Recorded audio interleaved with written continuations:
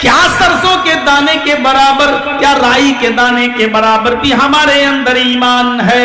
ایک بات یاد رکھیے، اللہ کے پاس نمازوں کی کمی لے کر آؤ گے، اللہ چاہے گا تو معاف کر دے گا۔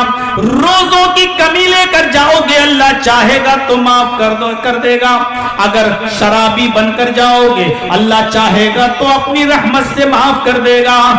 زنا کا انبار لے کر جاؤ گے، اللہ چاہے گا تو معاف کر سکتا کر دے گا، لیکن اللہ کے پاس اگر شرک لے کر گئے تو اللہ معاف نہیں کرے گا۔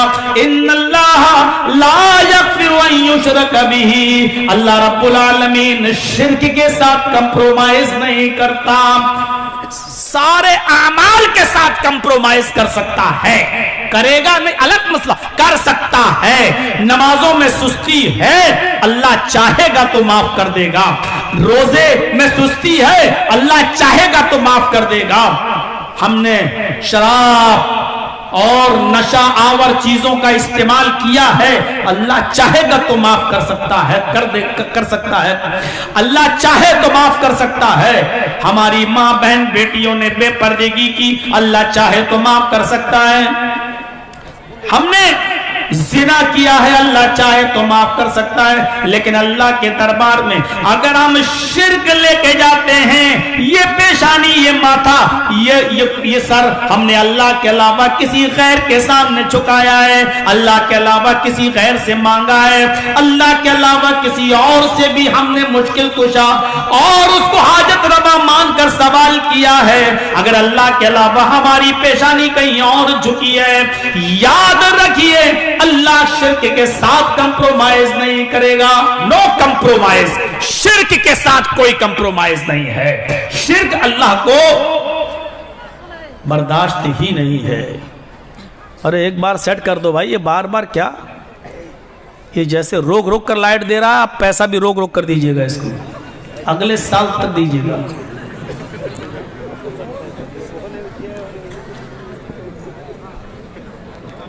تو سنیے، ہم سماج میں ہیں تو غور کریں کہ ہم برائیوں کو کنٹرول کیسے کریں، یہ ذمہ داری ہے۔ اچھا، حضرت عمر فاروق کا واقعہ سنا ہے؟ سنیے، بڑا اچھا لگے گا آپ کو، بہت اچھا لگے گا۔ دیکھیے کسی برائی کو کیسے روکتے تھے وہ۔ حضرت عمر فاروق رضی اللہ تعالیٰ عنہ ایک بار ایک مسجد میں نماز کے لیے چلے گئے، وہ تو خلیفہ تھے، امیر المومنین تھے، اور یہ بھی نہ سمجھ پاؤ تو سمجھ لو چیف منسٹر تھے اپنے علاقے کے۔ ایک مسجد میں گئے، نماز پڑھائی، اور نماز پڑھانے کے بعد ایک صحابی تھے، انہوں نے ایسے اپنی پگڑی اتاری، ایسے بالوں کو ایسے کیا جیسے آج کل ہمارا نوجوان لڑکا وہ فلمی ایکٹروں کی طرح ایسے۔ تو حضرت عمر فاروق نے دیکھا یہ سامنے کے اس کے بال کافی بڑے ہیں، دیکھیے بال پیچھے سے تھوڑے بڑھائے جا سکتے ہیں، لیکن سامنے سے بال، جس کو ہم بولتے ہیں ہپی کٹ، پیشانی کے بال، سامنے کے بالوں کو بڑھانے کی اجازت نہیں۔ اس کے سامنے کے بال بڑے ہوئے تھے۔ ہمارے ہاں بالوں کی اسٹائل کیا ہوتی ہے؟ پیچھے سے کٹ رہے ہیں، ایسے سامنے کے بڑھ رہے ہیں، اس کو ہمارے یو پی میں بولتے ہیں سور کٹ۔ یہ جو بال ہوتے ہیں نا، یہ سور کٹ بال ہے۔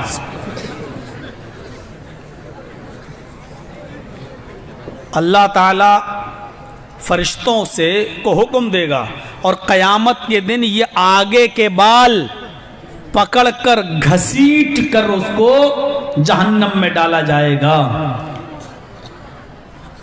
کس کو؟ ابو جہل کے بارے میں فرمایا لَنَسْفَعًا بِالنَّاسِيَةِ، ہم اس کی پیشانی پکڑ کر، اس کا ماتھا پکڑ کر ہم اس کو گھسیٹتے ہوئے جہنم میں ڈالیں گے۔ معاف کرنا، ماتھا پکڑ میں آتا ہی نہیں ہے، آپ پکڑ کے دیکھیے، پکڑ لے گے माथा नहीं, माथे से मतलब क्या है, बाल आगे के। तो ये भी पता चला कुरान की आयत से, आगे के बाल बड़े करना ये किसी सहाबी की सुन्नत, किसी सहाबी का तरीका नहीं था, ये अबू जहल का तरीका था। अबू जहल बड़े बड़े बाल रखा करता था, और अबू जहल के बारे में हुक्म है कि हम उसको पेशानी पकड़कर, यानी आगे के बाल पकड़कर घसीटते हुए जहन्नम के अंदर डालेंगे। तो अबू जहल की औलाद मत बनो। हजरत उमर फारूक ने जब उसके आगे के बाल देखे तो एक साहबी से कहा, जेबे सिक्किन, छुरी लाओ। वो छुरी लेके आए तो उस आदमी ने कहा, साहबी क्या होगा? कहा तुम्हारे बाल काटता हूं। उस तरह लिया और पूरा उसका टकला कर दिया। कहा अमीरुल मोमिनीन मैं घर पे जा रहा हूं, छोटे कर लूंगा। फरमाया नहीं, घर पे अब जाने की जरूरत नहीं है, क्योंकि मैंने ये अपनी आंखों से देखा है तुम्हारे बड़े बड़े बाल। और अल्लाह के नबी ने फरमाया, जो बुराई अपनी आंखों से देखो उसको अपने हाथ से मिटाओ। अब ये काम मैं करूंगा, अपने हाथ से ये बाल मैं काटूंगा। हजरत उमर फारूक ने उस तरह चलाकर उसको बिल्कुल टकला कर दिया, जबकि उसको इजाजत थी, वो कह भी रहा था घर जाने के बाद मैं बाल छोटे कर लूंगा। हजरत उमर ने कहा नहीं, मैंने देखा है, अब इस बुराई को मैं अपनी आंखों से देख चुका हूं तो अपने हाथ से इसको मिटाऊंगा। आप करके देखेंगे? चलो जर्जी साहब को इजाजत दीजिए, मेरे सामने जितने लोग बैठे हुए एक एक करके बुलाऊं, क्या है इजाजत? अभी आप अपनी चप्पलों के साथ आएंगे और पीटना शुरू कर देंगे, कमीने।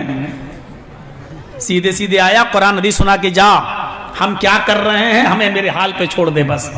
आप ये इजाजत नहीं दे सकते हैं। हजरत उमर फारूक रज़ियल्लाहु ताला अन्हु ने एक आदमी को देखा, वो आगे जा रहा है और उसका ये पैजामा, सरवाल पैजामा जो था वो टखनों से नीचे था। ये टखना होता है ना, ये आपके यहाँ इसको जो भी बोलते हो, ये टखने से नीचे था, टखने से नीचे। हजरत उमर फारूक ने उसको आवाज दी, या अखी। पीछे थे इसलिए पहचान नहीं पाए कि कौन जा रहा है। आवाज दी, या रजुल, आए आदमी सुन। उसने पीछे मुड़ के देखा तो वो समझ नहीं पाया कि हजरत उमर किसको आवाज दे रहे। ऐसे देखा, फिर आगे जाने लगा। हजरत उमर फारूक रज़ियल्लाहु ताला अन्हु ने उसको फिर आवाज दी। उसने कहा कि पीछे मुड़ के देखा, मुझे आवाज दे रहे हैं। हजरत उमर ने कहा, ताल, इधर आओ। वो करीब आया। जब 10 कदम 15-20 कदम दूर पर रह गया तो हजरत उमर ने उसकी आंखों में आंखें डाल के कहा, अहाइज अंता। अरबी के जुमले देखिए, अहाइज अंता मतलब समझते हैं? क्या तुझे पीरियड आ रहा है? पीरियड किसको आता है? लेडीज को। औरत को महीना आता है ना, एक महीने में चंद दिन उनके जो पीरियड के होते हैं, ये लेडीज को आता है, फितरत है, ये नेचुरल चीज है। तो हजरत उमर फारूक ने उससे कहा, अहाइज अंता, क्या तुझे पीरियड आ रहा है? उसने देखा है, किसको कह रहे हैं भाई? मुझे तो नहीं कह सकते क्योंकि मैं तो मर्द हूं। कि हजरत उमर किसको कह रहे हैं? किसी लेडीज से कह रहे हैं। ऐसे देखा तो आगे पीछे कोई लेडीज ही नहीं। कहा अमीरुल मोमिनीन, किससे कह रहे हैं? कहा तुमसे। हंसने लगा। जैसे हम और आप कभी कभी मजाक कर लेते हैं अपने दोस्तों से, वो समझा हजरत उमर हमसे मजाक कर रहे हैं। हंसते हुए क्या है, मतलब हंसते हुए कहता, हल यहीजुर रजुल। सवाल देखिए उसका, अमीरुल मोमिनीन आपको क्या हो गया है? दिमाग ठीक है आपका? आप मुझसे कह रहे हैं पीरियड आ रहा है? तो हजरत उमर फारूक ने कहा तुमसे ही कह रहा हूं। तो वो हंसते हुए कहता, हल यहीजुर रजुल, आपका दिमाग ठीक है? क्या मर्द को भी पीरियड आता है? क्या मर्द को भी महीना आता है? تو حضرت عمر فاروق نے کہا تو کیا مرد بھی ٹخنے سے نیچے کپڑا پہنتا ہے؟ سوال جواب دیکھیے، کیا مرد بھی ٹخنے سے نیچے کپڑا پہنتا ہے؟ یعنی ٹخنے سے نیچے کپڑا پہننے کا حکم تو اللہ کے رسول نے عورت کو دیا ہے، وہ ٹخنے سے نیچے کپڑا پہنے گی، مرد نہیں۔ ہم کیا کرتے ہیں؟ نماز پڑھنے گئے، امام صاحب نے کہا ٹخنے سے ٹخنا ملا لو، قدم سے قدم ملا لو، پیر سے پیر ملا لو، اپنا کپڑا ٹخنے سے اوپر کر لو، تب ہم مسجد میں جا کے اوپر کر لیا، کھول لیا۔ اللہ کے بندے، یہ صرف نماز کے لیے نہیں ہے، نماز کے باہر بھی ہمیں اور آپ کو کپڑا ٹخنے سے اوپر رکھنا ہے۔ تو حضرت عمر نے کہا کیا مرد بھی ٹخنے سے نیچے کپڑا پہنتا ہے؟ اس نے کہا کیا مرد کو بھی مہینہ آتا ہے؟ تو حضرت عمر نے کہا کیا مرد بھی ٹخنے سے نیچے کپڑا پہنتا ہے؟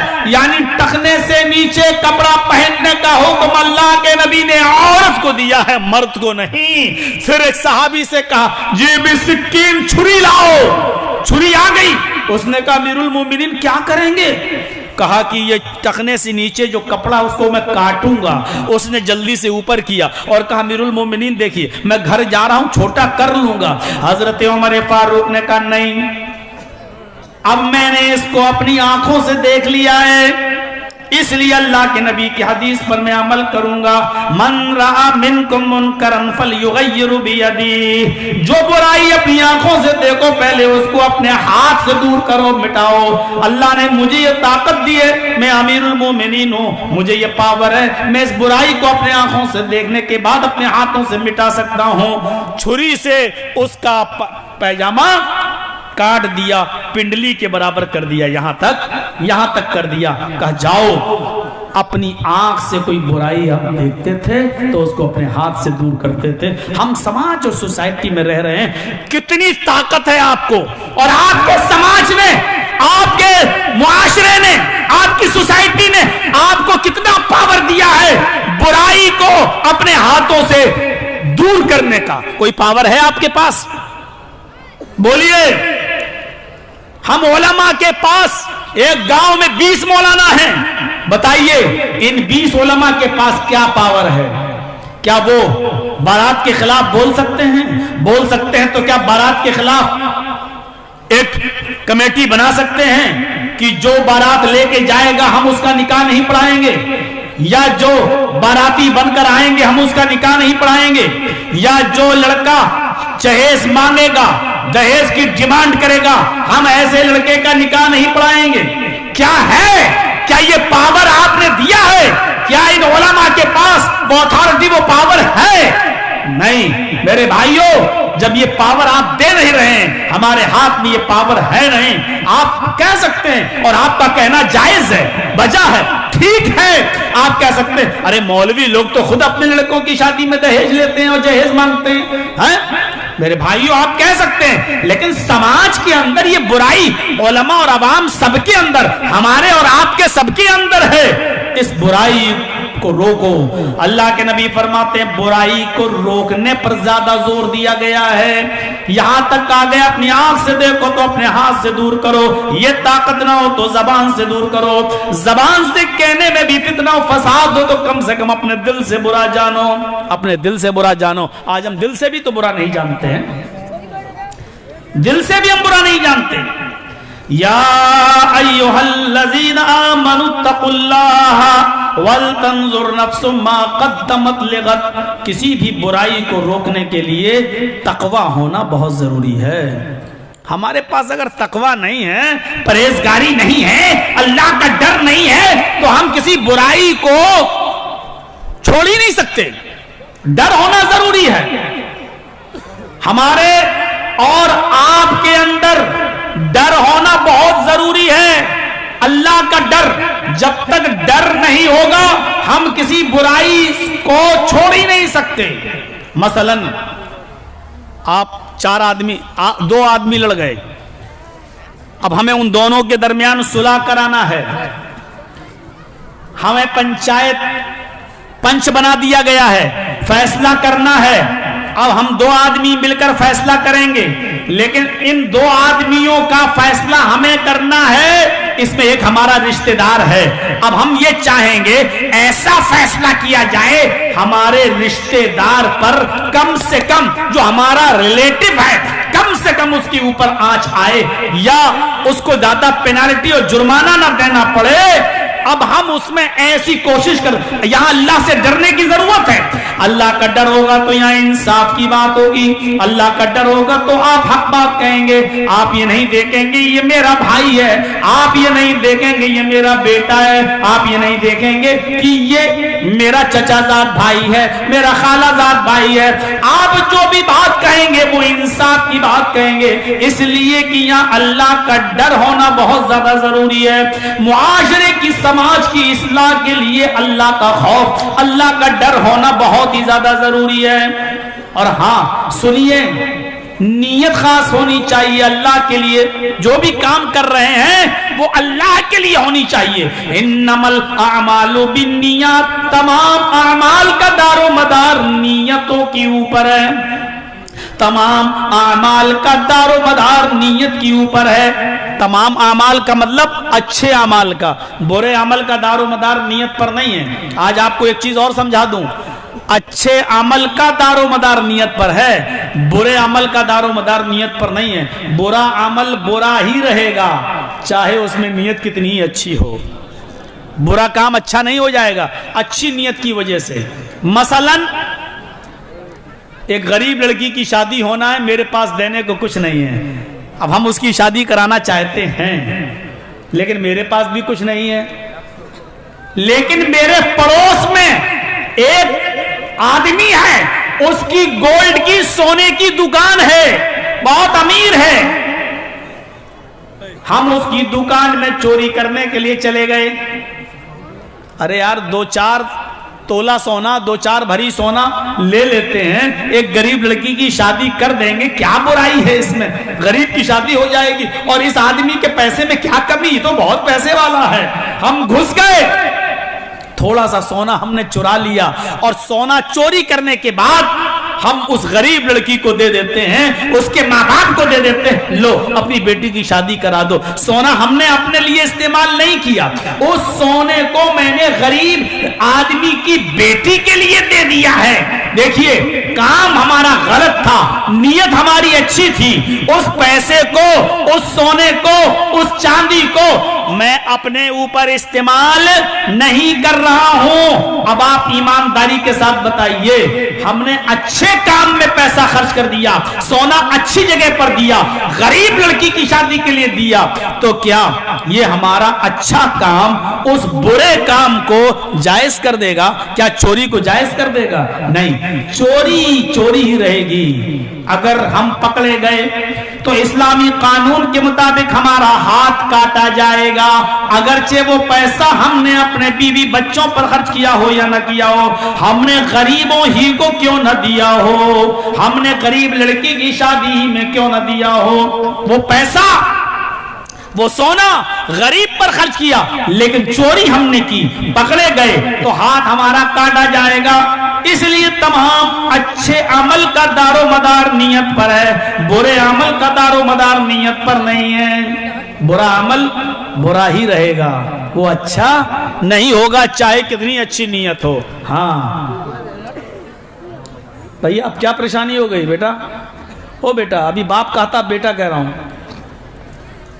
وہ سن ہی نہیں رہا ہے۔ اب کیا ہوا؟ اب تو بیٹھ جاؤ، اچھے بلے بالکل صحیح سن رہے تھے، پھر اب باپ بھی بنا چکا ہوں، بیٹا بھی بنا چکا ہوں، اب کیا رہ گیا ہے؟ تو سنیے، برا کام برا ہی رہے گا، اچھے کام میں نیت اچھی ہونی چاہیے۔ حج کرنے جا رہے ہو، اگر اس لیے جا رہے ہو کہ یہ ہمارے اوپر فرض ہے اور اللہ نے مجھے استطاعت دی ہے، چلو حج کر لینا چاہیے، تب تو ٹھیک ہے۔ اگر اس لیے جا رہے ہو کہ بہت پیسہ ہے، محلے والے جوتے مار رہے ہیں کہ دیکھو اتنا امیر ہو کر حج کرنے نہیں جا رہا ہے، کتنا بڑا کمینہ انسان ہے، اتنا پیسے والا ہونے کے باوجود حج نہیں کر رہا ہے، اب وہ اس نیت سے جا رہا ہے کم سے کم لوگوں کے تانے نہ سننا پڑے. اب آپ حج کرنے جا رہے ہو تو اب آپ کا یہ حج اللہ کے یہاں قبول نہیں ہوگا, کیونکہ کام تو آپ کا اچھا ہے لیکن نیت اچھی نہیں ہے. آپ نے سنیچر کو نماز نہیں پڑھی, اتوار کو مسجد میں نہیں دکھے, سوموار کو مسجد میں نہیں دکھے, منگل کو نہیں آئے, بدھ کو بازار میں گھومتے رہے, اور جمعرات کو گروار کے دن آپ بازار میں دکان پہ بیٹھے رہے, پورے ہفتے آپ مسجد میں نہیں دیکھے, لیکن جمعے کے دن 11 بجے مسجد میں جا کر بیٹھ گئے. آج مولانا جرجیت صاحب خطبہ دیں گے, نہا دھو کر اگلی صف میں جا کر